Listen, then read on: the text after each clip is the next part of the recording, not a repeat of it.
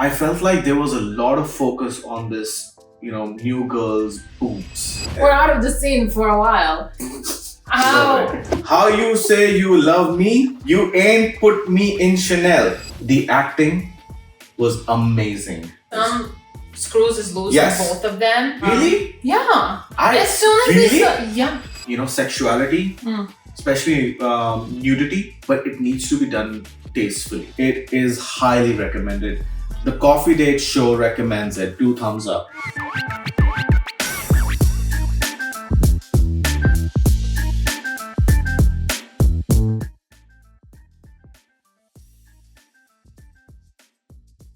I'm Xenia. And this is Addy.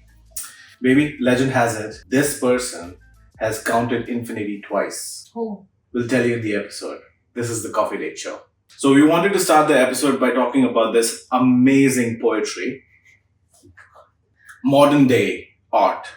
Modern day poetry that we listen to every single day when we're driving to work on the radio. It must be playing on the radio at least hundreds of times during the day. For sure. It's a very famous art piece. I think I just want to know what it is because it's so abstract, so out there that I would really love to know what it means. So I'm going to put it to our audience and put it to you, baby. I'm going to read the lyrics. Okay. Yeah. I don't have my phone. I would need yours to go through the lyrics. And this is like the genius episode. I don't even know what is the name of the song. No one cares. Oh, sorry. I care. I care. A lot of people care. And we want to care more. We want to care more. We want to care more.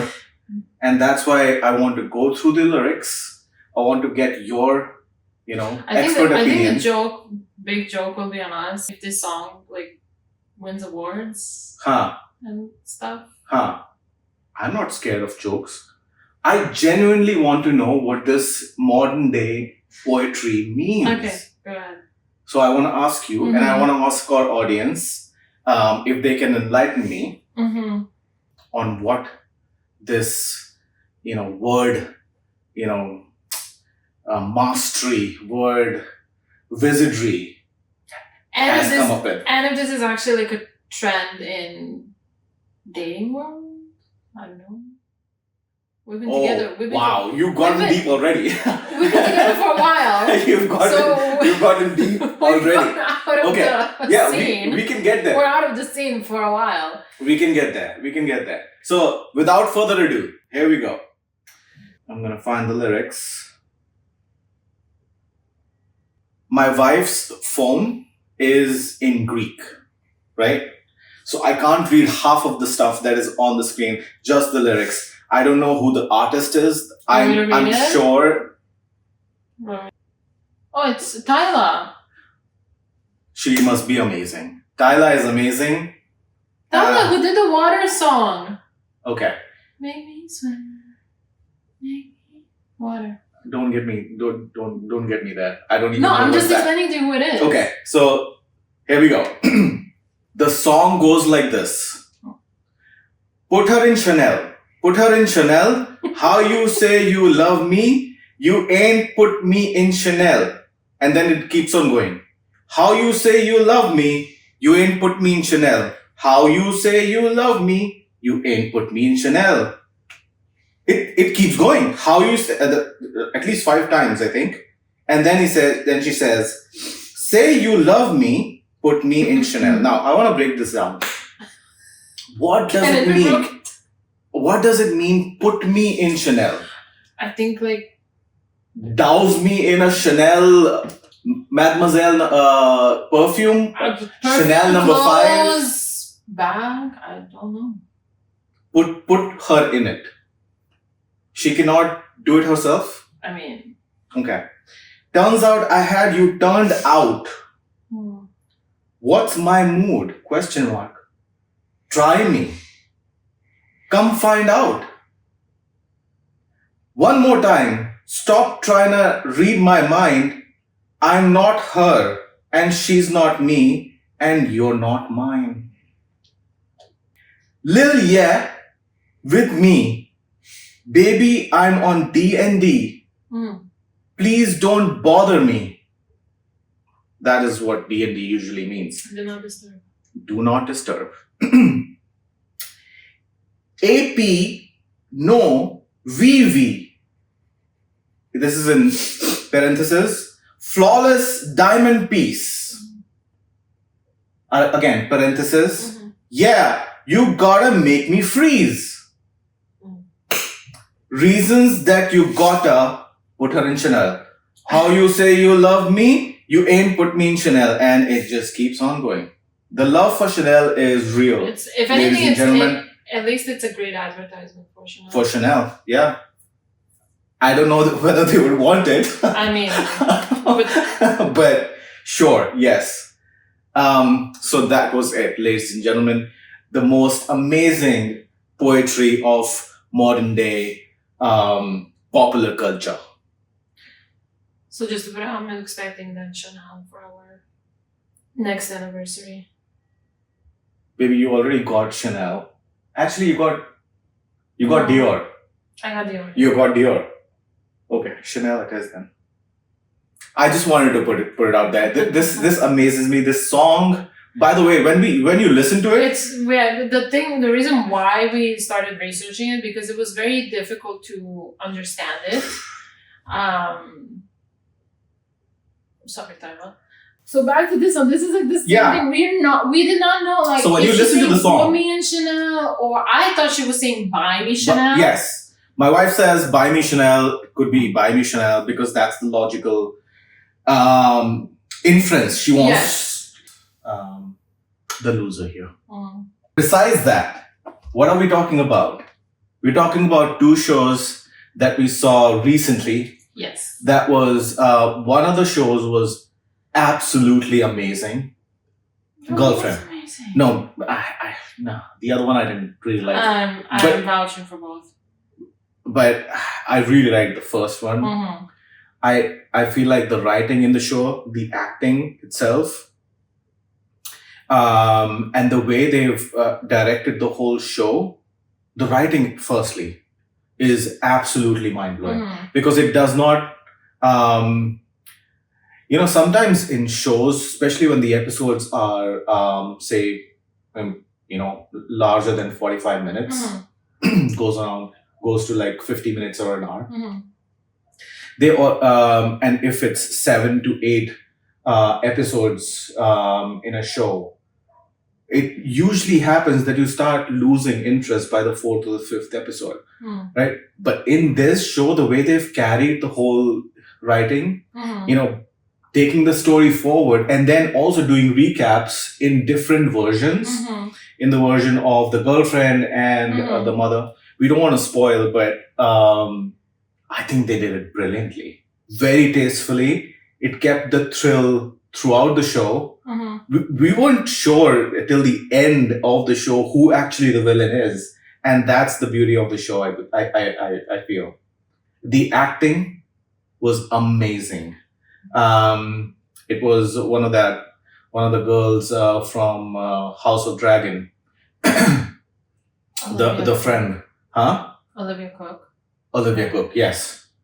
She was the girlfriend, right? She was the girlfriend. Man, absolutely mind-blowing. She was good. She was very, very good. She was very convincing. Good. What did you like about the show? So I like you mentioned the dynamic. I like the both perspectives given. And I like that when you would switch the perspectives, and this is something you noticed very early on in the episode, they were not reflecting it completely the same, which kind of plays on the fact that everyone has their own perception of reality. So let's say in a certain scene, let's say from the perspective of the girlfriend. Maybe I just have to say, Olivia, what? Cooke. She plays crazy really well. I'm not sure how she is in real life, but she plays. I've seen her in interviews. I like her vibe. There was a small diversion. There was a clip of an interview when the House of Dragons came out, and there's an interview of her and what's the name of the main lady game of House of Dragons? Got her name? This is the highest of treasons. but I know who you're talking about. Okay. The Rhaenyra. Rhaenyra Targaryen. Yes. But the interview was like they were like playing a game, I think, and they Okay. were drawing questions and like asking each other. Right.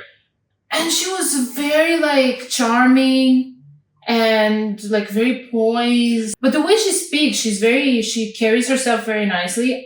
And for some reason, I know majority of the Girlfriend show because it's set in UK and you have British accent and Right. everything. She's also British. Yeah. Right. But the way she speaks in the British accent, I love listening. In reality or in the show? Both. She's very similar. Okay. I don't see much difference the way she speaks in real life and on the show itself. Right. I love listening to her voice. Her pronunciation, her like it's so like elegant. So don't get me wrong. So I'm the of the show, right? So I will keep saying asshole.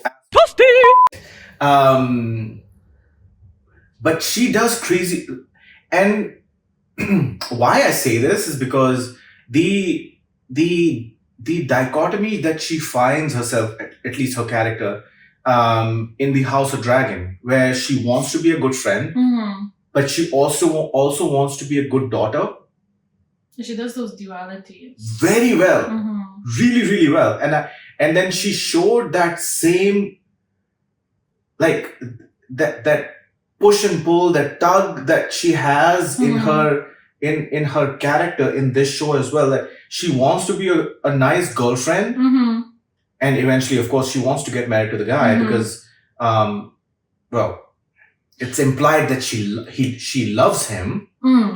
But the way she goes about it, like she wants to do good, but eventually, whatever situation happens during the course of the show with the guy's family, especially the mother, it always goes wrong. She wants to do good, but it always goes wrong, and it shows in her face,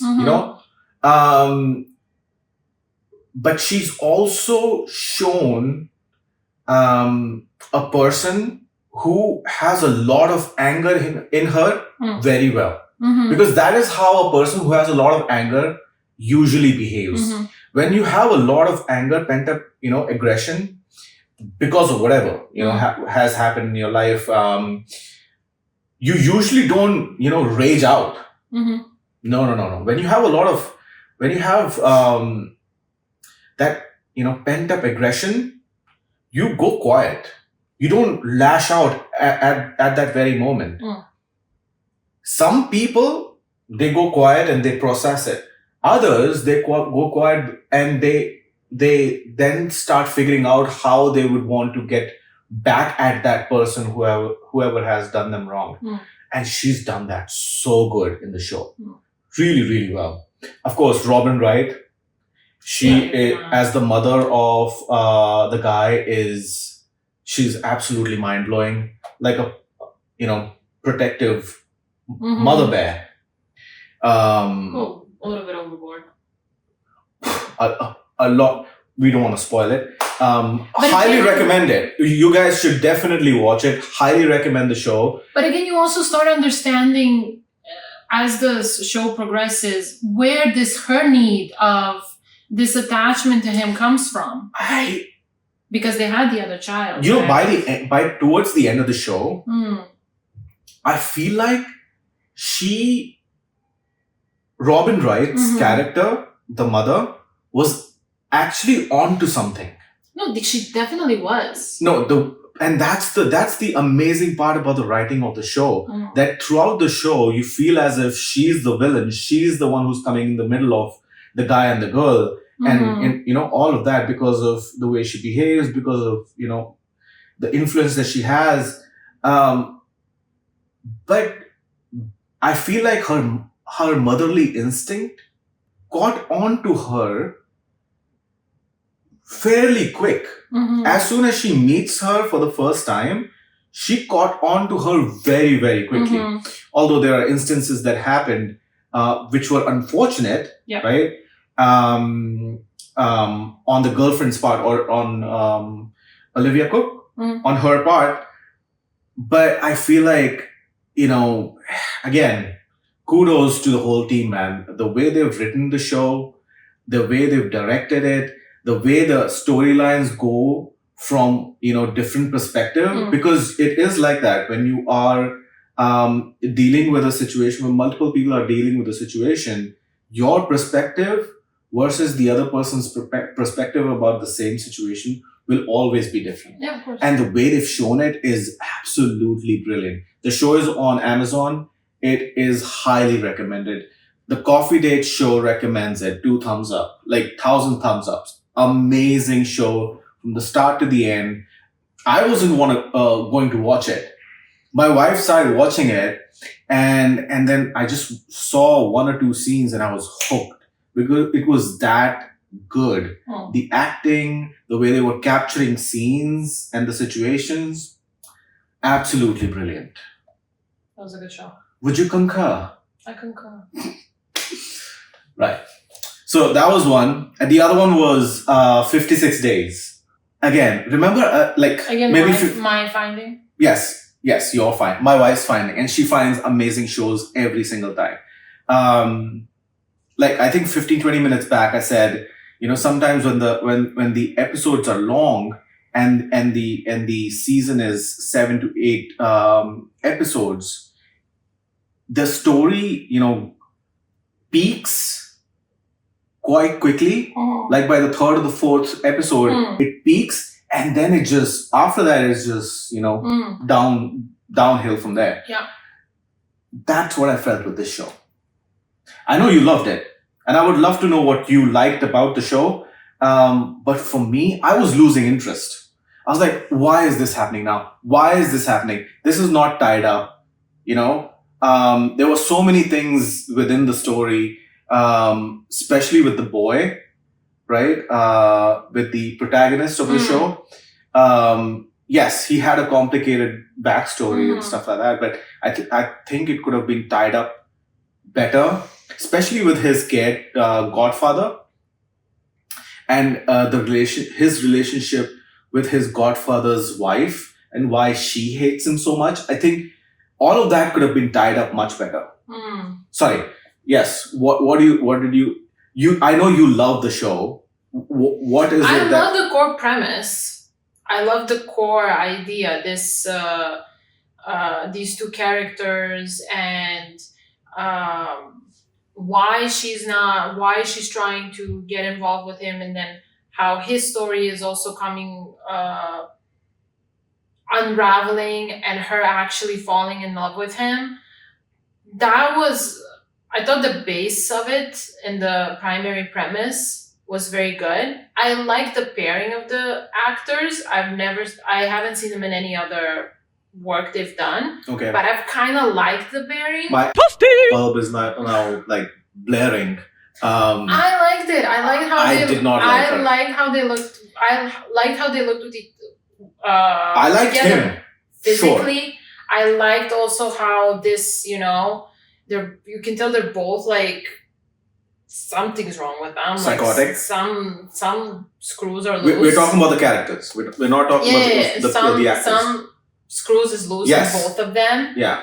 And it's like it was almost of them sensing each other's crazy, that there is some crazy in it. But their crazy is matching. They just go into it. And of course, everything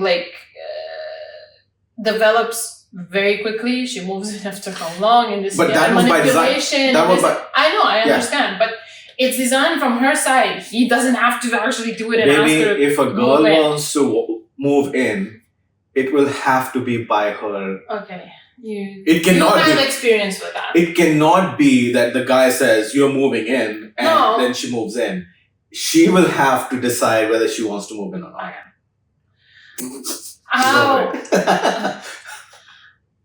What I feel could have been done better is the unraveling at the end with the therapist. I thought that could have been a little bit more interestingly done. I don't feel like it was that shocking. Because I think it was me even who said way before the show ended, I think the sorry, spoiler alert, who is like in the end in the bathtub and the whole thing. Like it was very, for me, it became very obvious very soon. Really? Yeah. As soon as they start, yeah. You don't remember me saying it? I think it's this person. I don't remember that. I feel it would have been way, way cooler if it was actually one of them. No. Then it would have been very cliche. But still, you're playing on the dynamic, you're playing on the story, you're playing on their history. Those things they were doing quite well. The detective goes to the hospital, asks who it is. The doctor says it's definitely, such and such gender. Except they were playing with that they were really good well. in teasing that. Yes. But it did become very obvious. And that's what I did not like about, like, in scenes, it was good. Yeah. In shots, in parts, it was good. Yeah. But overall storytelling, like, it was not tied up very, very well. Not tied up very well at all. The dynamics of the detectives was also very I think weird. the parallel story of the detectives was a little bit too like far out. Yeah, and it was taking away from the actual story. And I think also that other side plot of the female detective like getting that's what I'm saying. Getting it was involved with it. Like you could have done it better. It could have been something else. It didn't have to be like she had developed a full-on relationship with the guy. Why have that story in the first place at all? Because they needed that guy that she was involved with. Remember, he was the closing of the loop at the end. I get that, but still, why do you want to have a whole parallel story going on? I mean, I guess they didn't know how a better way to introduce this option. I wasn't very impressed. Like I said, in the beginning of the show, like, it was amazing. Yeah. Yeah, it catches you, it hooks you in the second episode. You are curious to know where this is going because you know some kind of play is going around. Both of them have some kind of motive. Plus, in the first episode itself, I was telling my wife, the guy was looking at the girl as if he wanted to eat her. Yeah, he was definitely giving like Silence of the Lamb vibe. Yeah, Hannibal Lecter. psycho killer vibes. Yeah. But she was creepy also in certain situations. Oh, yeah. 100%. Another thing I want to point out, I know at times shows do this or production houses do this to catch people's attention, especially in shows like this, which are adult themed, right? They want to add a sense of sexuality, especially nudity, but it needs to be done tastefully. I felt like there was a lot of focus on this, new girl's boobs. Too much. Like, okay, fine, we know her boobs are nice, but it should be done like once. It should not be the focus. All the first 2, 3, you cannot say no. You also felt it, right, Boo Boo? Okay. I don't think it was tasteful.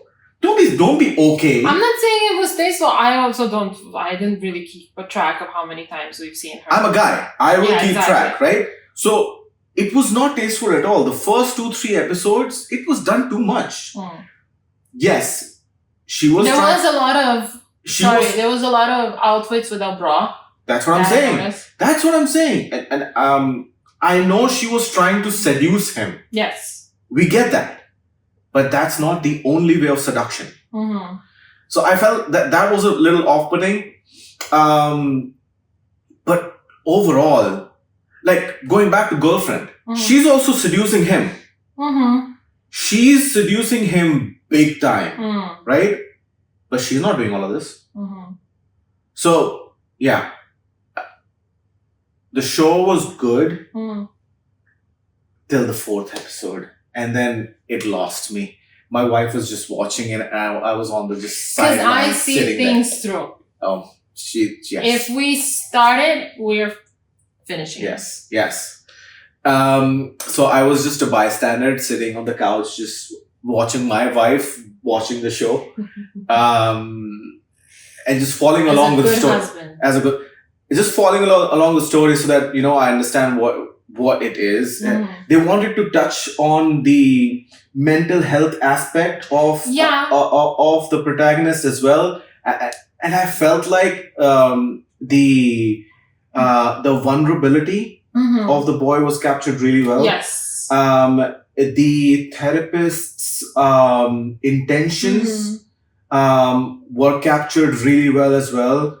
And Like you genuinely start feeling bad for yes, you start feeling bad for the protagonist. You start feeling like you start feeling you. Especially when you see that in the beginning, none of it was his idea. Right. In the beginning, he comes across as the billionaire spoiled brat. Yeah. But then as the story continues, you find out that he's very, very vulnerable. And that was done really well. And basically alone. The child actor who's played the protagonist in the protagonist's backstory also was really, he acted really well. He showed the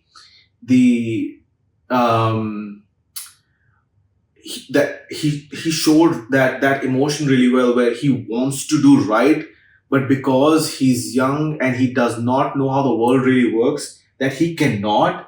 And then he breaks down. Because at the same time, he wanted the approval of his father. No, I get that. So he knew that if he goes to this, and he was also, of course, at that age, you're trusting the adults around you that their intentions are good. So when the therapist was telling him about the letter that he wrote, okay, give it to me, I will read it to the person. And I didn't want to allude to the letter, but yes, the boy does write a letter, confessing to everything.